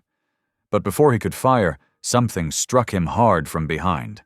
Pain exploded through his skull as a rifle butt connected with the base of his head. He stumbled, his vision blurring. Through the haze of pain, he saw Nayeli trying to reach him, her face twisted with concern. Then rough hands seized her arms, dragging her backward. She fought against their grip, calling out something Dale couldn't understand through the ringing in his ears. He tried to push himself up, to go to her aid, but his limbs wouldn't respond properly. The world tilted sideways as he collapsed to his knees. Voices shouted around him in a language that seemed familiar, yet strange. Apache words mixing with English. "Dale!" Nayeli's voice seemed to come from very far away. He tried to turn toward the sound, but darkness was creeping in at the edges of his vision. The last thing he saw was Nayeli being pulled away, still struggling against her captors. Then the darkness swept in completely, and Dale knew no more. Dale's head throbbed back to consciousness, each pulse of pain sharper than the last. Cold air bit at his exposed face, and something rough pressed against his back. He tried to move his arms but found them bound tightly behind him, circling what felt like a wooden stake. His legs, too, were secured at the ankles. Forcing his eyes open against the pale dawn light, he squinted at his surroundings. A makeshift camp sprawled before him. Perhaps 15 or 20 raiders moving between cook fires and lean-tos. The smell of wood smoke and coffee drifted on the bitter morning breeze. Pine trees ringed the clearing, their branches heavy with frost. Several raiders stood guard nearby, rifles held casually, but ready. One man spat in Dale's direction, muttering something in Apache. Another guard cuffed him and shook his head, speaking sharply. Dale caught fragments of English mixed with the native words, something about chief and waiting. His throat felt like sandpaper. How long had he been unconscious? The last clear memory was of the ambush, of Nayeli being dragged away while darkness claimed him. Nayeli. Fear clutched at his chest as he searched the camp for any sign of her. "Nayeli," he called out, his voice rough and cracking. "Nayeli." One of the guards struck the stake near Dale's head with his rifle butt. "Quiet." Dale ignored him. "Where is she? What have you done with her?" This earned him a backhanded slap across the face that set his head ringing again. The guard raised his hand for another blow, but an older raider intercepted his arm, speaking rapidly in Apache. The younger man backed away, scowling. Dale let his chin drop to his chest, trying to steady himself against waves of dizziness. His thoughts turned to Isaac, lying weak and feverish back at the homestead. How many days had passed since they'd left? The temporary medicine Nayeli had given him would be wearing thin by now. Without the silver root. The image of Isaac's pale face filled Dale's mind, and agony that had nothing to do with his physical injuries tore through him. He'd failed. Failed to protect the silver root. Failed to reach the valley where more grew. Failed to keep Nayeli safe. And now Isaac would pay the price for his failures. the morning sun climbed higher, doing little to warm the frosty air. Raiders came and went, some casting hostile glares his way, others watching him with what seemed like wary curiosity. Dale tested his bonds, but they were expertly tied. No give at all in the rough ropes. A young raider, perhaps 16 or 17 years old, approached carrying a battered tin cup. He held it to Dale's lips, allowing him to drink. The water was cold and sweet, easing the burning in his throat. When Dale tried to speak to him, the youth quickly backed away, shaking his head. "Please," Dale called after him. "The woman who was with me. Is she alive?" But the young man disappeared among the other raiders without responding. Dale sagged against his bonds, despair pressing down on him like a physical weight. Was Nayeli dead? The thought brought a wave of guilt and grief. She'd only been trying to help his son, and he'd led her straight into danger. As the sun climbed toward midday, Dale found himself doing something he hadn't done since Sarah died. He began to pray. The words came haltingly at first, whispered through cracked lips. "Lord, I know I turned my back on you, blamed you for taking Sarah." He swallowed hard. "But please, please don't let Isaac pay for my lack of faith. And Nayeli, if she's still alive, protect her. She only wanted to help. I don't deserve your mercy, but they do." No divine answer came. Only the continued sounds of the camp, murmured conversations, the crack of wood being split for fires, the stamp of horses' hooves. Dale bowed his head, feeling the last threads of hope slipping away like sand through his fingers. Time was running out. Even if he somehow escaped, the silver root was gone.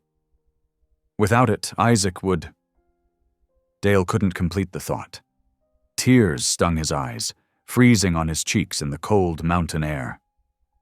"I'm sorry, son," he whispered. "I'm so sorry." The weight of failure pressed down on him until he could barely breathe. Everything he'd done, defying the marshal, risking the journey, trusting the scout, had only brought him here, bound and helpless while his boy slipped away. Dale's shoulders shook with silent sobs as the bitter truth settled over him like the morning frost. He had failed, and hope was dying with the day. Through his grief, Dale barely registered the sudden increase in activity around the camp. Raiders moved with new purpose, gathering in small groups, speaking in low voices. But he had no strength left to wonder what it meant.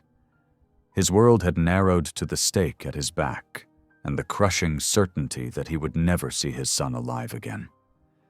The sun reached its peak, harsh and cold in the winter sky. Dale's head dropped forward, his tears spent, but the ache in his heart undiminished. Time was slipping away, carrying Isaac with it, and all hope seemed lost in the shadows of this darkest dawn. The afternoon sun hung low in the western sky, casting long shadows across the raider camp. Dale's muscles burned from hours tied to the stake, but physical discomfort had become distant, secondary to the hollow ache of despair in his chest. He barely registered the changed patterns of movement around him anymore. Raiders gathering in clusters, voices rising and falling in discussion he couldn't understand. Then he heard it. Footsteps approaching from behind him. Light, measured steps he would know anywhere. His heart leapt, but he forced the hope down, certain his mind was playing cruel tricks. "Dale." That voice. He raised his head so quickly his vision swam. "Nayeli." She stepped into view, and Dale's breath caught in his throat. She was alive, not just alive, but completely unharmed. Her dark eyes held their usual calm strength as she moved toward him. But she wasn't alone. Beside her walked a tall Apache man, perhaps in his 50s, wearing a chief's beaded vest and carrying himself with unmistakable authority. Deep lines marked his stern face, speaking of both hardship and wisdom. The other raiders straightened visibly as he passed, several touching their foreheads in respect. The chief raised his hand, speaking rapid Apache to the guards. They immediately began cutting Dale's bonds. As circulation returned painfully to his limbs, Dale stumbled forward. Nayeli steadied him with a gentle hand on his arm. "Be careful," she said softly. The ropes were tight. The chief studied Dale with dark, intelligent eyes. When he spoke, his English was clear and deliberate. "I am Tosca. I owe you an apology for the rashness of my young warriors. They acted without wisdom or proper cause." Dale rubbed his raw wrists, looking between Nayeli and the chief. "I don't understand. What happened?" "I invoked an old debt," Nayeli explained, "one owed to my mother by Chief Tosca." The chief's stern expression softened slightly. "Many winters ago, when my daughter was but an infant, she fell ill with fever that none of our healers could break. Nayeli's mother came to us, though our peoples were not always friends. She stayed 3 days and nights, using her knowledge to save my child's life." He touched his chest. "I swore a life debt to her that day." "When they brought me to him," Nayeli continued, "I saw the necklace he wears, my mother's work. I knew then there was hope." Dale took this in, his mind still adjusting to this sudden shift in fortune. "But the scout who betrayed us was carrying these." Nayeli produced several folded papers from her deerskin pouch. "Orders from Deputy Moreland, meant to incite violence between settlers and raiders. The mining company wants this land, and the deputy has been paid to help them take it." Dale's eyes widened as he read the documents. They detailed plans to frame raiders for attacks on settler camps, creating an excuse for territorial forces to drive them from the valley. "That corrupt snake," he muttered. "He knew we were coming this way. Must have sent the scout to make sure we ran into trouble." Chief Tosca nodded gravely. "We have suspected such schemes, but proof was elusive. Now we have it." He gestured to a nearby fire, where several raiders were preparing an evening meal. "Come, you must be hungry, and we have much to discuss." Dale's legs were still unsteady, but with Nayeli's help, he made his way to the fire. A young raider, the same youth who had given him water earlier, brought him a tin cup of strong coffee and a wooden bowl of stew. The warmth of both helped chase away the last of the morning's chill. As they ate, Dale studied the chief across the flames. The man's face remained stern, but there was something else there too. A deep weariness, perhaps, or concern for his people's future. How many times had he faced threats like this, Dale wondered, from men who wore badges but dealt in lies. "The silver root you seek," Tosca said after a while, "grows in the valley beyond the next ridge. We protect it, as we have since the time of our grandfathers' grandfathers." "My son," Dale began, his voice rough with emotion. "He's dying without it." The chief was quiet for a long moment, watching the flames.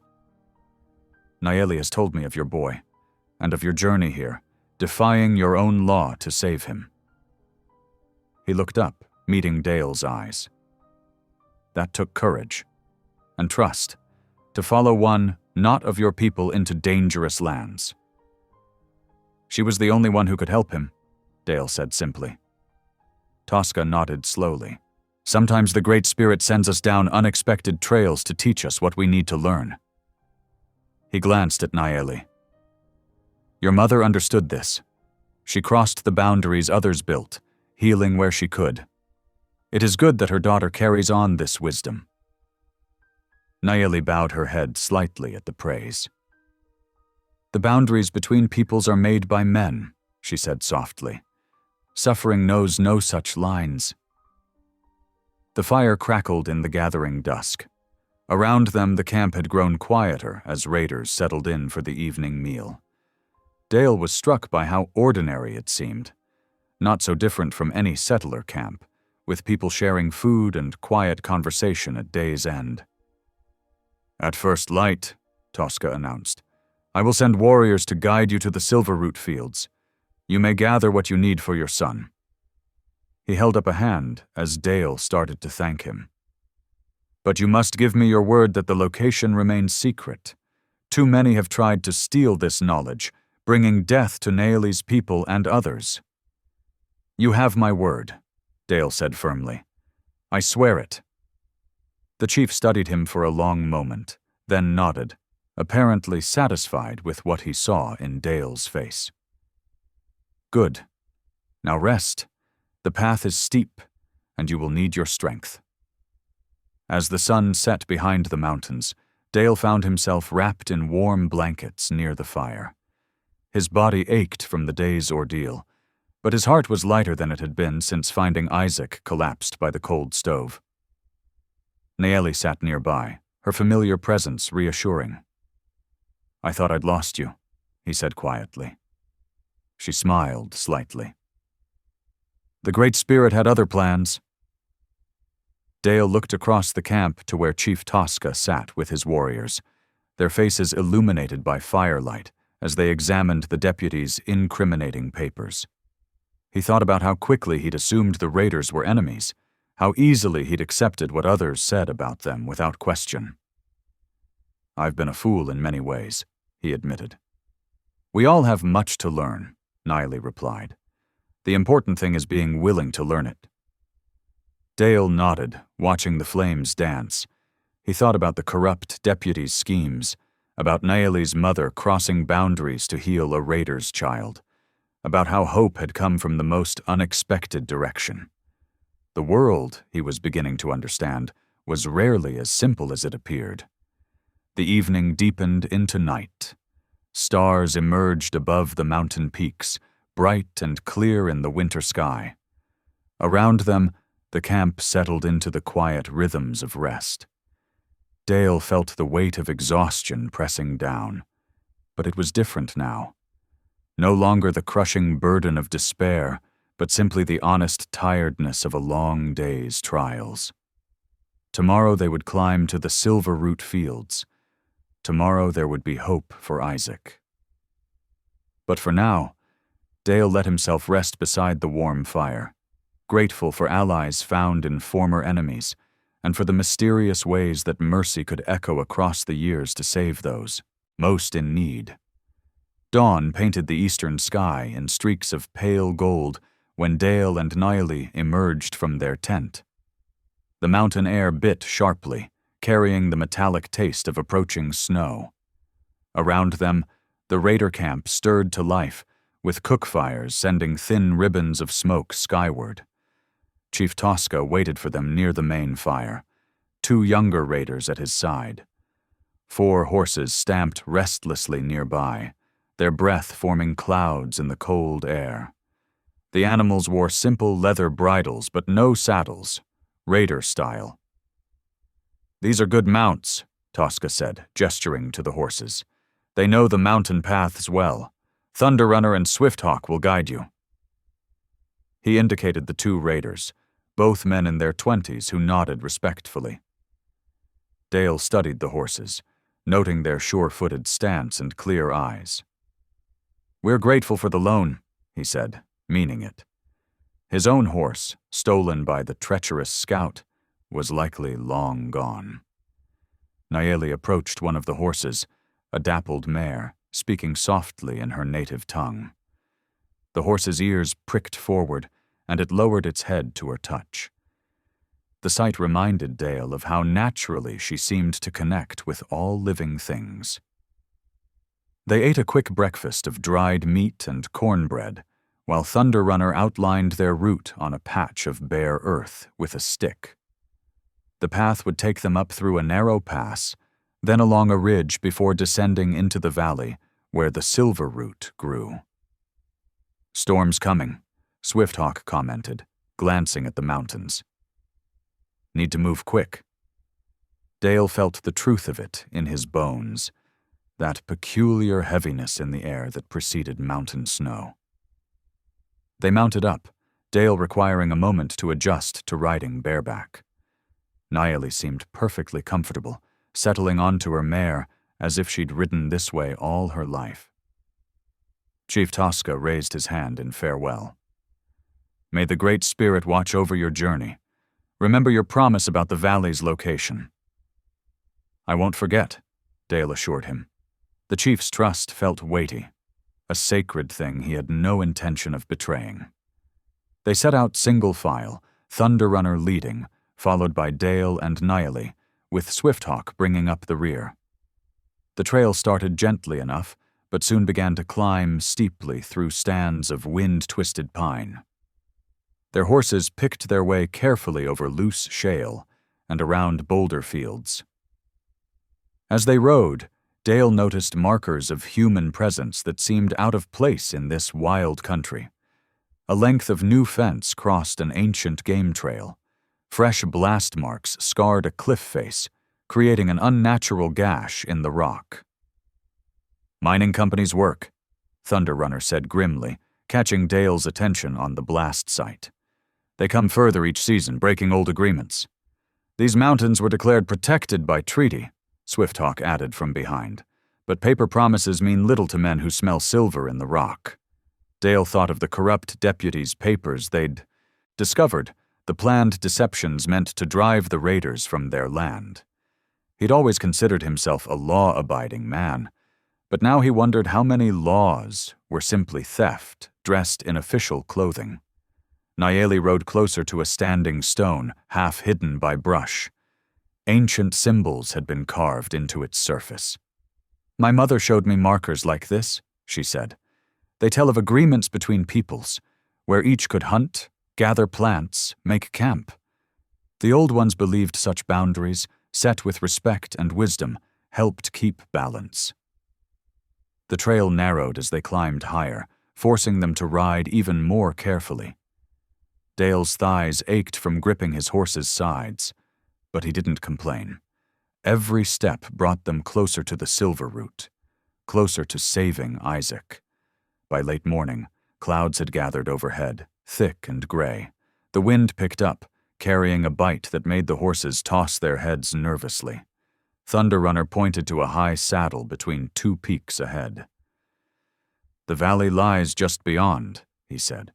"We should reach it by mid-afternoon if we push on." They paused briefly to water the horses at a small spring and eat a handful of dried fruit and meat. Dale noticed how the raiders touched the earth near the spring before drinking, a gesture of respect that reminded him of Nayeli's careful ways with plants and animals. "How did your people first find the silver root?" Dale asked as they remounted. Swifthawk smiled slightly. "There is a story, passed down from the time of our ancestors.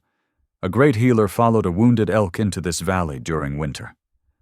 The elk led her to a patch of strange plants that glowed like moonlight in the snow. When she tended the elk's wounds with the plant's roots, it was healed by morning."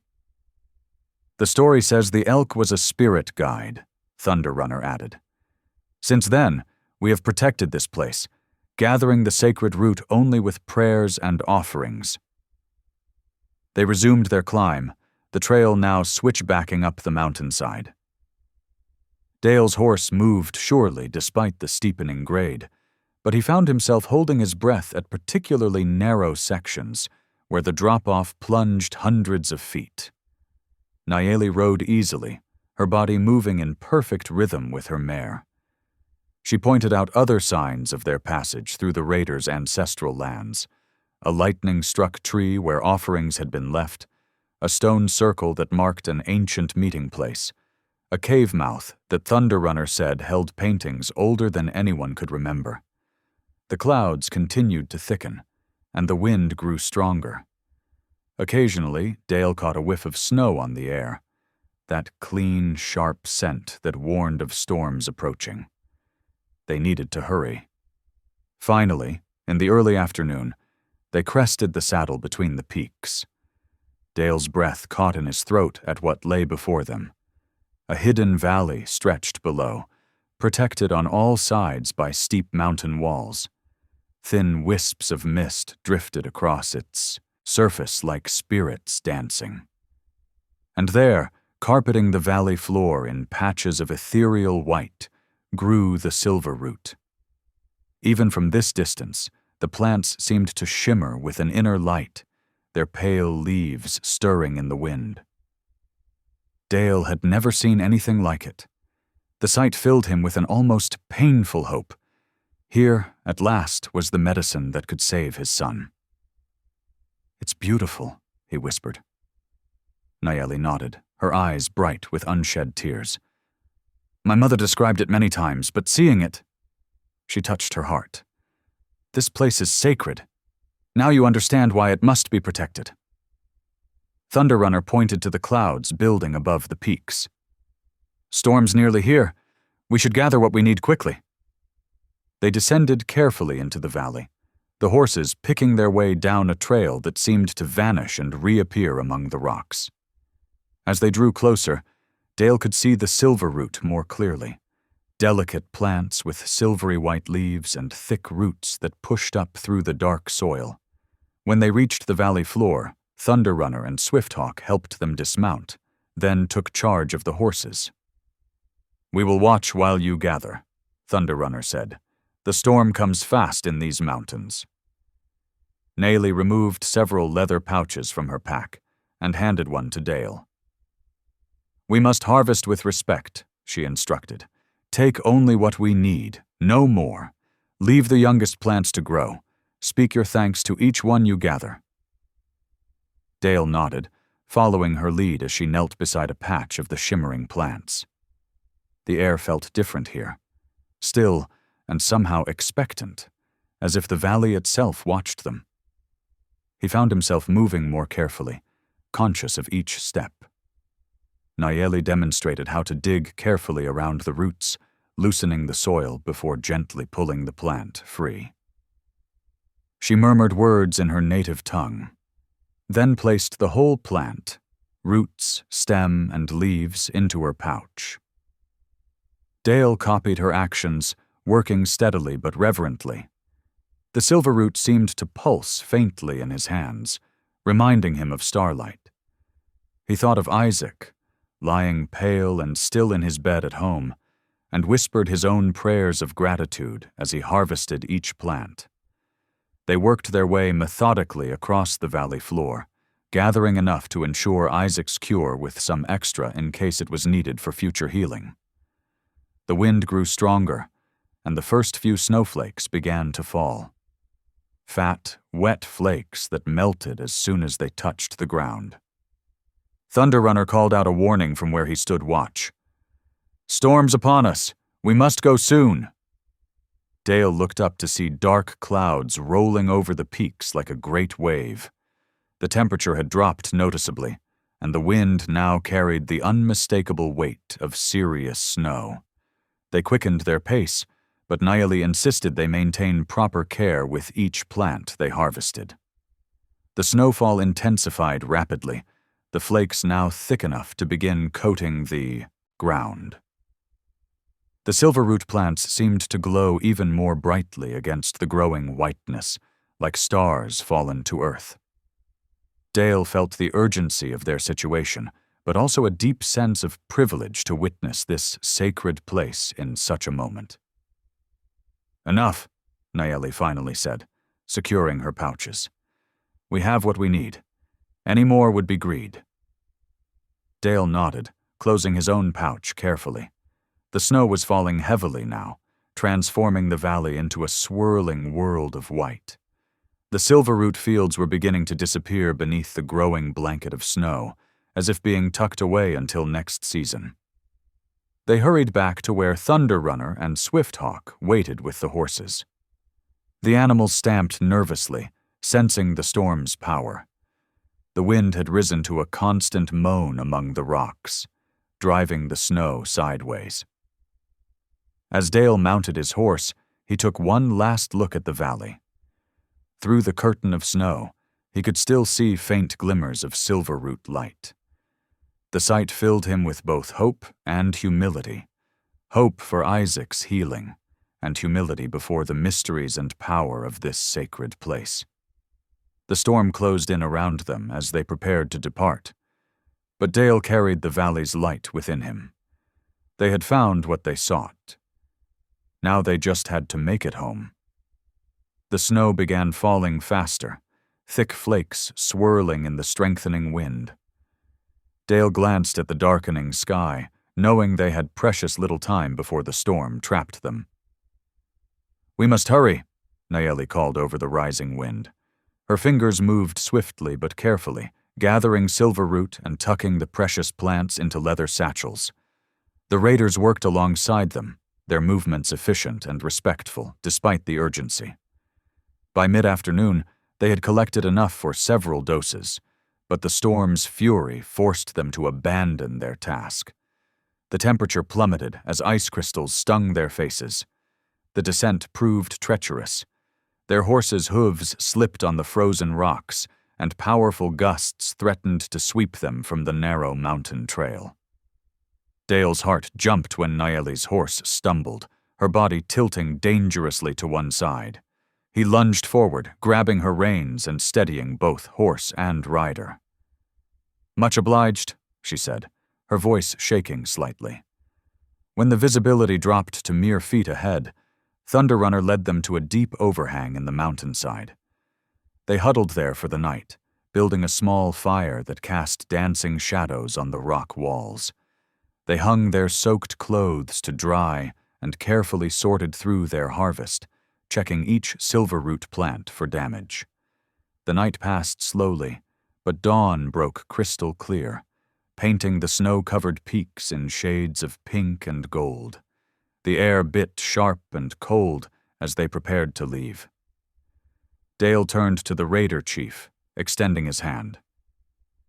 "I can't thank you enough for your help," he said. "You've given my son a chance at life." The chief clasped his hand firmly. "Honor the gift by using it well." With final farewells exchanged, Dale and Nayeli began their journey home, the precious silverroot secured safely in their saddlebags. The morning sun glinted off the fresh snow, marking their path forward. Dale and Nayeli rode hard through the day, their horses' hooves pounding a steady rhythm against the frozen ground. They paused only briefly to water their mounts at icy streams and share cold biscuits from their saddlebags. Every moment saved might matter for Isaac. The afternoon sun hung low when familiar foothills came into view. Dale's chest tightened as they approached Mrs. Halpern's ranch. The older woman hurried out to meet them, her face drawn with worry. "Thank the Lord you're back," she called. "Isaac took a bad turn since yesterday. His breathing's getting weaker by the hour." Dale's heart clenched. Had it really been just days since they'd left? It felt like weeks. He exchanged a desperate look with Nayeli, and they spurred their horses forward. Snow began falling again, thick flakes obscuring the path ahead. The horses struggled through deepening drifts, their breath coming in steamy clouds. Darkness fell as they pushed on, guided only by Dale's intimate knowledge of his land and the dim glow of fresh snow. When they finally reached the cabin, Dale's hands trembled as he lit the lamp.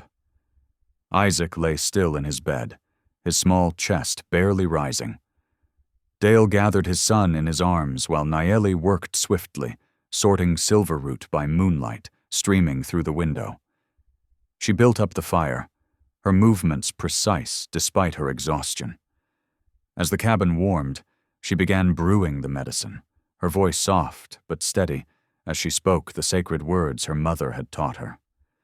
Just before midnight, Dale cradled Isaac's head, carefully spooning the medicine between his pale lips. The boy shivered slightly, and Dale found himself whispering prayers he'd thought long forgotten. "Please, Lord," he murmured, holding Isaac close. "Please let this work." The hours crept by like molasses in winter.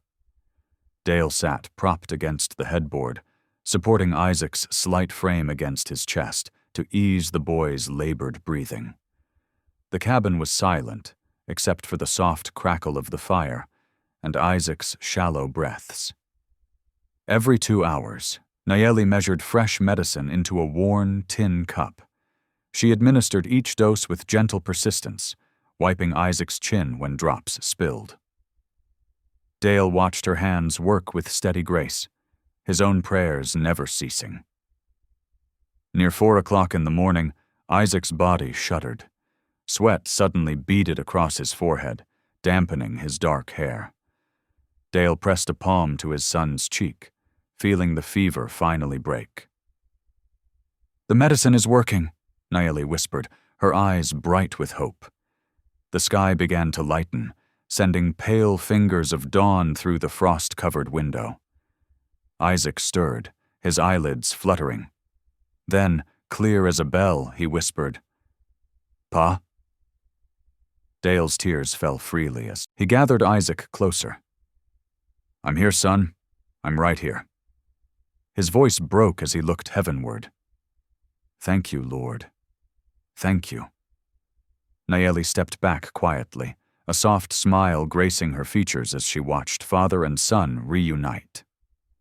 Later that morning, the doctor arrived for his daily check. His eyes widened at the sight of Isaac sitting up. Color returned to his cheeks. "This is remarkable," he stammered, checking the boy's pulse and breathing. Word spread quickly. Townsfolk gathered outside the cabin, their faces showing wonder and respect. Through the window, they could see Dale in his rocking chair, Isaac perched on his lap, both of them alive with joy. The morning sun caught in the frost crystals on the window panes, filling the cabin with dancing light, as the community witnessed what could only be called a miracle. The afternoon sun warmed the cabin as Nayeli quietly folded her spare dress and tucked it into her leather bag. She moved carefully, not wanting to disturb Isaac, who dozed peacefully after finishing a small bowl of broth. Her work was done. The boy would live. Dale's boots creaked on the wooden floor behind her. "You're leaving?" His voice carried a hint of dismay. She turned, meeting his concerned gaze. "The healing is complete. Isaac will grow stronger each day now." "Wait." Dale stepped between her and the door. "I haven't properly thanked you for saving my boy's life. And there's something else." He hesitated, then spoke softly. "We'd like you to stay. Both of us would." Nayeli's hands stilled on her bag. "I do not wish to intrude."